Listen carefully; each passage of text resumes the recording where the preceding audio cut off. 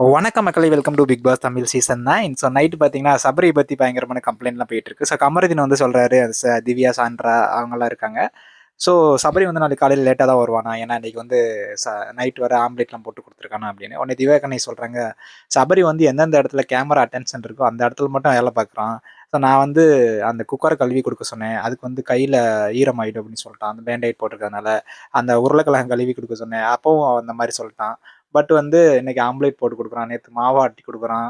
So அதெல்லாம் வந்து camera அட்டென்ஷனுக்காக நெறைய விஷயங்கள் பண்றான் அப்படின்னு வந்து திவ்யா கணேஷ் சொன்னாங்க. உடனே அங்கேருந்து ஓடி வந்த வியானா வந்து, ஆமாக்கா நேத்து வந்து அந்த என்டர்டெயின்மென்ட் குரூப் இருக்க தொட்டிக்கும் அந்த இடத்துல இருந்தாரு. மாவு ஆட்டி குடுத்துட்டு இருந்தாரு. அதுக்கப்புறம் என்ட்ட குடுத்துட்டு அவர் பாட்டுல போயிட்டாரு அப்படின்னு வந்து வியானாவுக்கு வந்து சொல்லிட்டு இருக்காங்க.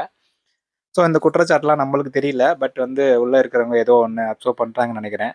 நம்ம அ சபரிய பத்தி. ஏன்னா இன்னைக்கு வந்து குக்கிங் டீம் சொல்ட்டாங்க. எங்களுக்கு வந்து இன்னைக்கு இன்னைக்கு வந்து நாங்க வந்து பாயில்டு எக் தான் போட்டு குடுக்க முடியும் அப்படின்னு.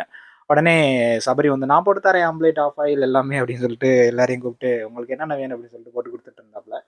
ஸோ எனிவே ஒரு இன்னைக்கு ஃபுல்லா ஒர்க் பண்ணியிருக்காங்க குக்கிங் டீம். ஸோ அதனால வந்து பாயில்டு எக் போட்டு குடுப்போம் அப்படின்னு அவங்க முடிவு எடுக்கும்போது, நான் போட்டு தரேன் இன்னும் டிஃபரெண்டா சொன்னம்போது எல்லாருக்கும் தெரியும்ல. ஸோ அந்த மாரி அட்டென்ஷன் கிரியேட் பண்றாரு அப்படின்னு அவரு நெனைக்கிறாங்க. பட் எனக்கு என்னன்னு தெரியல. உங்களுடைய கருத்த கமெண்ட் பண்ணுங்க. நான் தெரிஞ்சுக்கிறேன். Thank you.